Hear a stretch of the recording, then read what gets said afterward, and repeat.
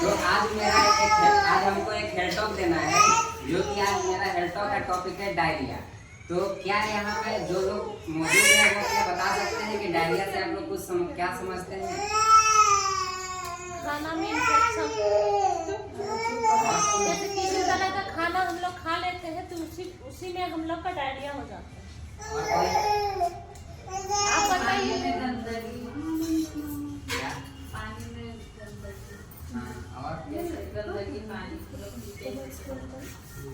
तो जैसा कि डायरिया एक बीमारी है जो कि इंडिया में बहुत ही कॉमन है, सामान्य है। ये हर घर में, हर बच्चों में, हर बड़े बुजुर्ग में मिल जाएगा। ये क्या होता है कि डायरिया जो है वो दिन में 3 या 4 बार से ज्यादा स्टूल जब पास होता है किसी भी पर्सन के, किसी भी व्यक्ति के अंदर, वाटरी स्टूल यानी कि लूज मोशन जैसा 3 से 4 बार से ज्यादा बाथरूम अगर वो व्यक्ति जा रहा है तो हमें मतलब उसको सोचना है कि हमें डायरिया है। इसमें क्या होता है कि ये इन्फेक्शन के द्वारा भी हो जाता है, ये बैक्टीरिया के द्वारा भी हो जाता है, या फिर कोई अनहाइजेनिक खाना खा रहे हैं या फिर अनहाइजेनिक जगह पर रह रहे हैं उसकी वजह से भी हो जाता है। तो सबसे पहले डायरिया जो है उसका कारण क्या है हम लोग जानते हैं। डायरिया का 2 कारण है, एक होता है इन्फेक्शियस और एक होता है non infectious.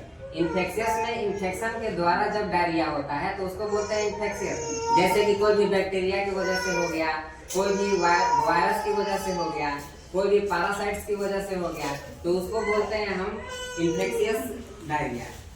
Non infectious diarrhoea हम उसको बोलते हैं, जैसे कि नॉन इन्फेक्शियस डायरिया हो गया कि अगर छोटे बच्चे को हम बोतल फीडिंग करा रहे हैं यानी कि दूध बोतल से दूध पिला रहे हैं तो वो जो बोतल है वो गंदा बोतल, मतलब एक बार यूज करने के बाद फिर दोबारा उसी बोतल में बिना धोए हुए जाके बच्चे को दूध पिलाते हैं, तब डायरिया हो जाता है। उसके बाद नॉन इन्फेक्शियस में आता है कि अगर बच्चे को ज्यादा हम दूध पिला रहे हैं यानी कि स्तनपान ज्यादा करवा रहे हैं, ओवर फीडिंग करवा रहे हैं, तो उसमें भी बच्चे को डायरिया हो जाता है। बच्चे को गंदा खाना खिला रहे हैं उसमें भी बच्चे को डायरिया होता है। उसके बाद बच्चा जो है वो अनहाइजेनिक रह रहा है यानी कि बिना हाथ धोए हुए खाना खा रहा है, गंदा पानी पी रहा है, गंदा खाना खा रहा है, कोई भी खाना जो है वो बिना ढके हुए है उसको बच्चा अगर खा रहा है तो वो डायरिया काउज करता है। उसके बाद जैसे कि अगर ओवर फीडिंग छोटे बच्चों में करवा रहे हैं तो उससे भी हमें डायरिया होता है। उसके बाद हम कैसे पहचानेंगे कि बच्चे के अंदर जो है वो डायरिया है?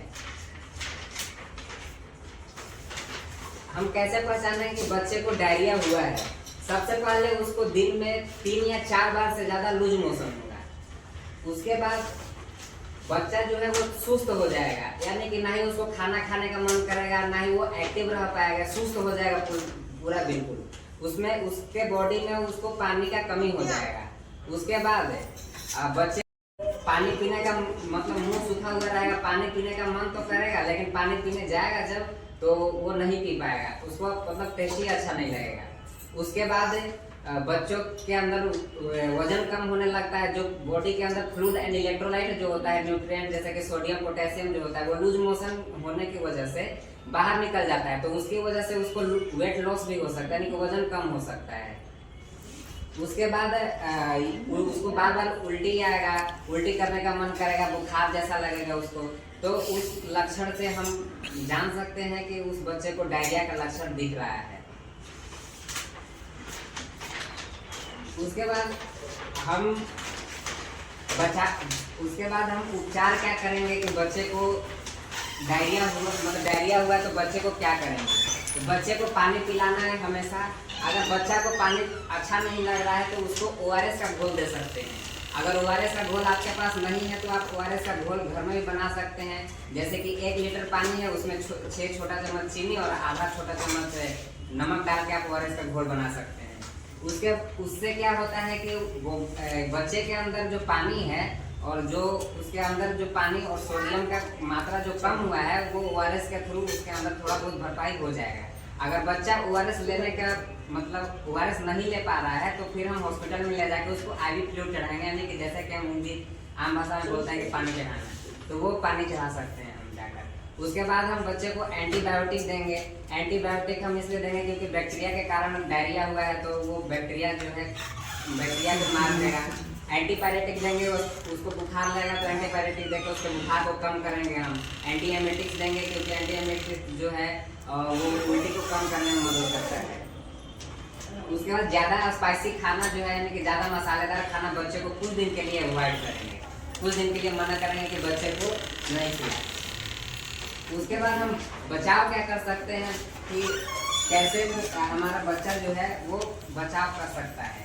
तो सबसे पहले हम उसको जब स्तनपान कराएंगे तो वो देखेंगे कि उसको, अगर बच्चे को, छोटा बच्चा जो उसको स्तनपान करा रहे हैं तो देखेंगे कि वो बच्चा स्तनपान डाइजेस्ट कर ले रहा है, उतना ही खिलाएंगे जितना वो पचा पा रहा है, इतना भी नहीं खिला देंगे कि आज वाला अभी कैसे आएगा, सबको भेजेंगे आपको लिख के, ठीक ना।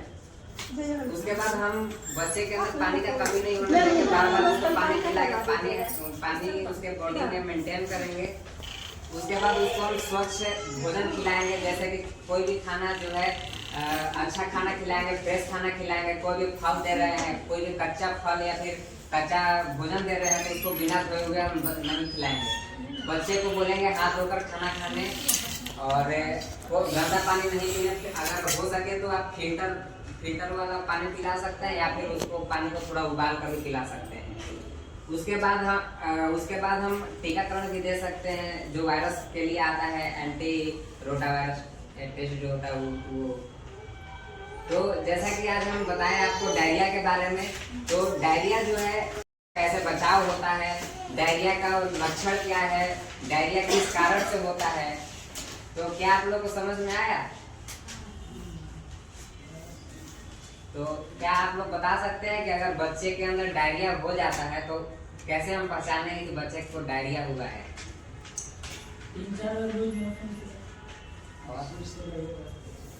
और खाना नहीं खाने की वजह से, पानी नहीं पीने की वजह से सुस्त रहेगा। उसके बाद उसको बार बार बाथरूम जाने से डायरिया के मालूम चलेगा, 2 से 3 या 4-5 बार चलेगा। हम क्या उपचार कर सकते हैं कि बच्चे को डायरिया अगर हो तो? डायरिया तो उससे बचाव के लिए पानी जो गंदगी खाना ये सब